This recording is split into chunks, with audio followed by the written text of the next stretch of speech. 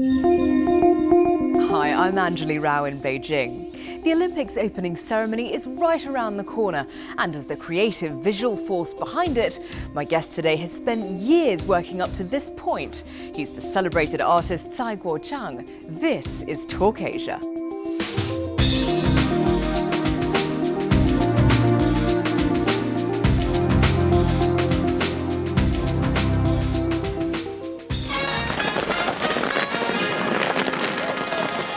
A spectacular dress rehearsal.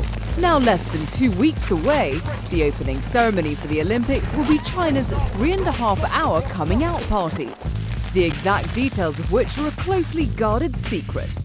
Director Zhang Yimou is the overall master of ceremonies, but the visual and special effects work is being handled by this man, leading contemporary artist Cai Guo-Qiang. As an expert in gunpowder, he has a history of illuminating city skylines.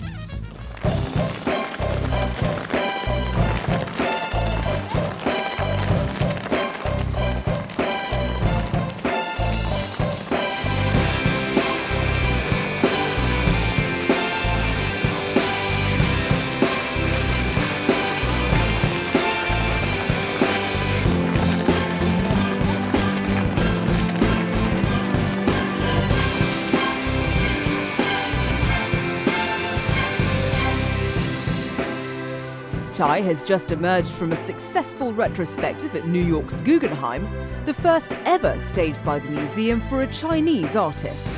It is, in fact, the best attended exhibition of a single artist, a solo exhibition that we have ever had at the museum, and it is among our best attended shows ever. He's now planning to exhibit the work at the National Museum in Beijing and will continue his theme of creating art through the use of gunpowder, something he began exploring some 20 years ago.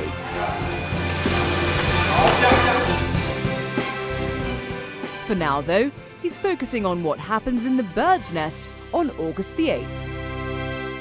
So we're overlooking the two main venues for the Olympics, and the Water Cube, obviously, and the bird's nest, which is going to be the venue for the opening ceremony and the closing ceremony. I know that your office was only moved in there 2 weeks ago, which tells you, how much of an urgency there is about the impending Olympics. They're finally going to be here. They're finally going to be upon us.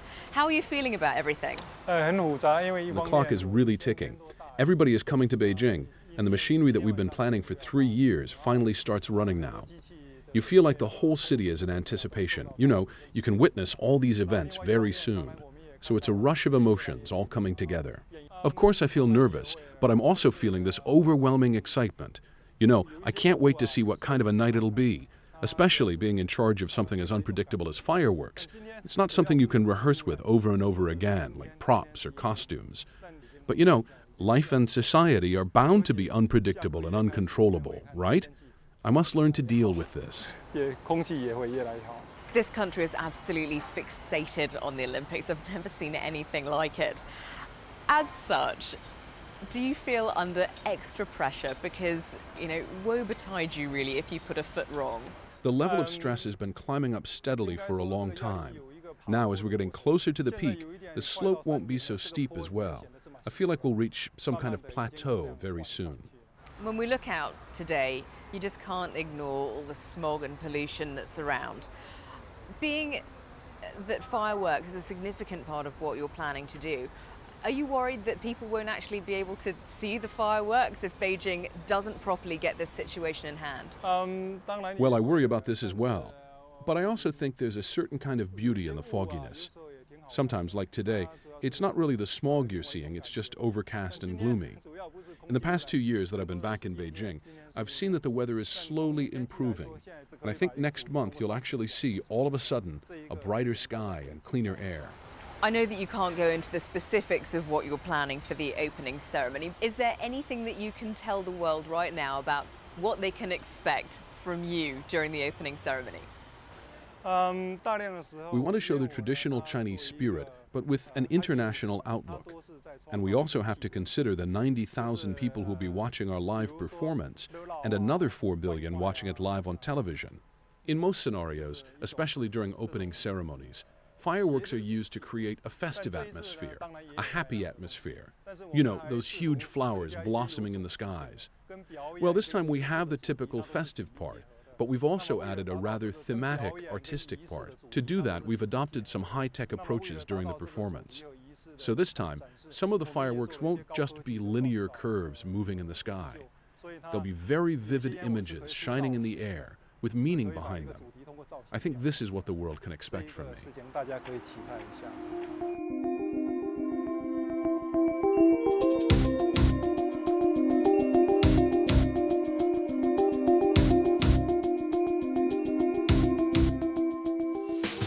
What does it mean to you to be asked to contribute so significantly to an event like that?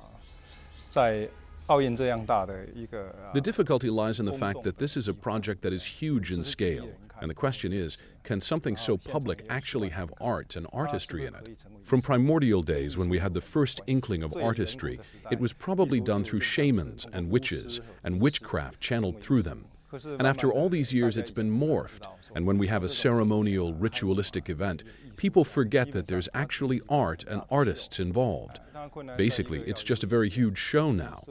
And the difficulty for an artist is that in order for it to be art, the artist needs to have an original concept, and very often a creative aesthetic form to realize the concept. I always think of my art in two different spheres. One is very private and intimate. It's like lovemaking. The other is broad and involves many people in public, like political movements. The Olympics is certainly the public movement type. It allows you to be aggressive. It takes you out of your bed, out of your home, out of your comfort zone. Instead, you have to express yourself in a public space, like plazas and malls. And it's a good chance to make an impact on society, too. Obviously, you get on fine with the authorities here these days. Otherwise, you wouldn't have been able to take on the role. You wouldn't have even been offered the role in the Olympics that you have been. But have you ever felt constrained as an artist here, as many others have, as far as state censorship goes? Well, I guess I'm already in the era of creating art for public use in society. Actually, I feel that the open-mindedness of the Chinese government has really exceeded my expectations, especially their global vision and their respect for artists. They have really exceeded my expectations. Sometimes when we're doing our work, we could feel the pressure from the Chinese leaders. But we understand that this may not be intentional.